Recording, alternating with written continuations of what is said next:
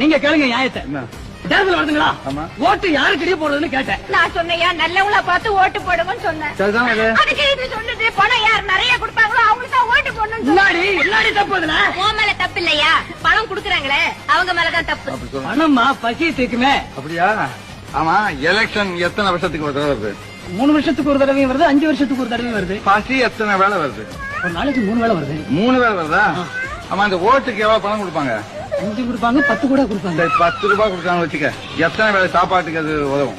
ஒரு நாள் 2 நாளைக்கு ஆகுங்க. அப்புறம் வருஷம் பூரா என்ன பண்ண போறேன்? பசியை சீக்கிரம் 10 ஓட்டு போடுறீங்க. யாருக்கு இங்க ஓட்டு போடுறது? விஜய்